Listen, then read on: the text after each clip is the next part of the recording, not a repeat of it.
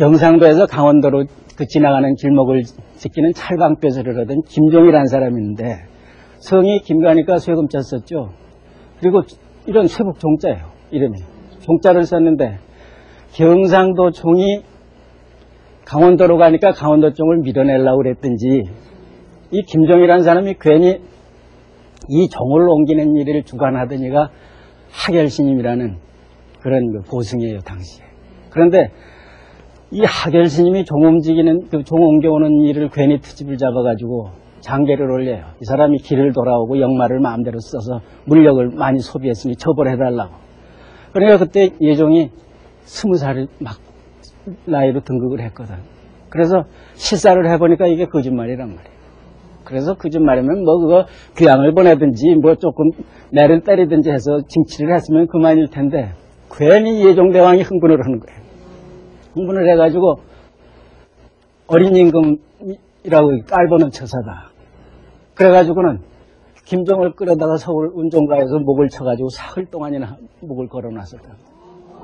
그러니까 이게 이제 경상도 김종이 강원도로 오면서 강원도 김종을 없애버린 거죠. 이제 그렇게밖에 볼 수가 없을 정도로 이제 과격한 일을 했었다고 그래요. 이 종을 옮겨오면서. 어쨌든 이제 그래서 이 종이 지금 상원사에 옮겨 모셔져 있어요. 이제 그 얘기를 우리가 기록으로만 확인할 수가 있었던 얘기인데 이 젖꼭지가 떨어진 거로 봐서 그게 사실이었구나 하는 거를 짐작할 수가 있단 말이죠. 어쨌든지 이렇게 상원사 동종이 만들어지는 게 지난 시간에 얘기를 725년에 만들어졌다 이런 얘기를 했어요.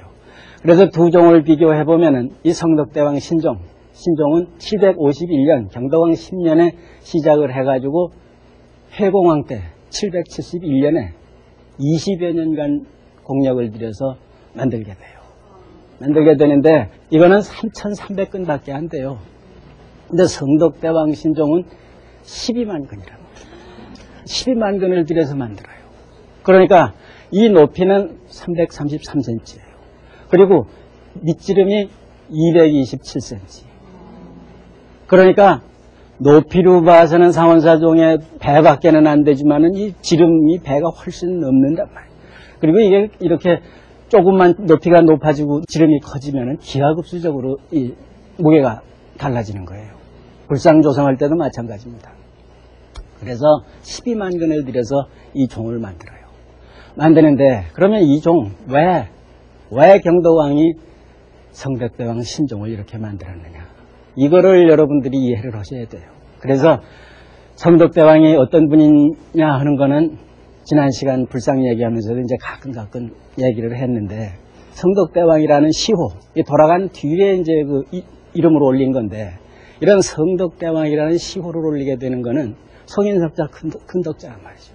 이분의 치적이 워낙 정말 성덕이라고 붙일 만큼 그 덕망이 높은 그런 정치를 하셨기 때문에 그런 시호를 올린 거예요.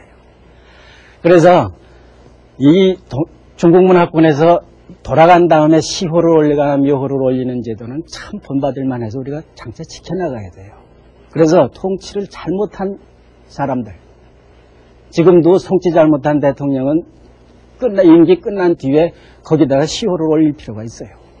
국민들이 모두 뜻을 종합해가지고 그 통치를 평가하는 이름을 붙여줄 필요가 있단 말이에요. 그래서 영원히 부끄러워할 사람은 부끄러워해야 되고 정말 영원히 기려야 될 분들은 기려야 되는 그런 시호를 붙일 필요가 있다고 생각을 해요. 그래서 이 성덕이라는 시호를 올릴 만큼 참 위대한 정치를 했단 말이에요. 근데 이분이 이런 정치를 해나가는 데는 그 가정적으로는 상당히 이제 불행했다 하는 얘기를 그 전에 잠시 했어요.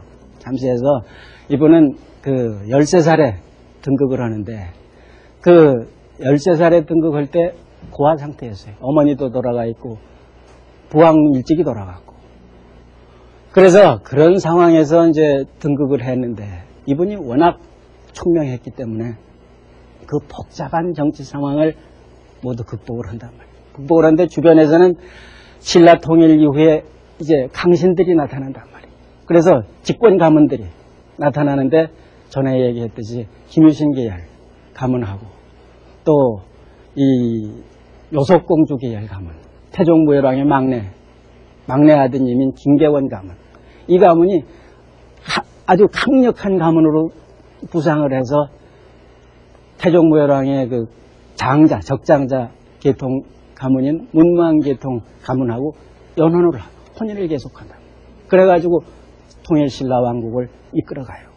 그러니까 처음에는 연합해서 형제간에 다 사이좋게 했지만은 나중에 이제 어떤 쪽으로 왕비가 어떤 집안에서 나오느냐에 따라서 서로 세력 다툼을 하게 되죠. 그 와중에서 13살 난 왕이 등극을 하게 되니까 처음에는 김유신 계열에서 왕비를 맞이했던 것 같아요.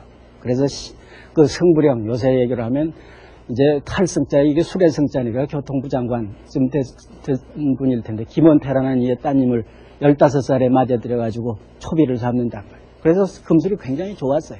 근데 정치적인 알력 때문에 결국은 집권 가문들이 압박을 해가지고 강제 출궁을 시키게 된다.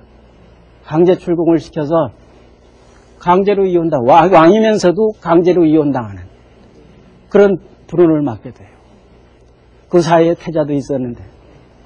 그래서 그런 이후에 이제 또 강제 결혼을 강요당한다.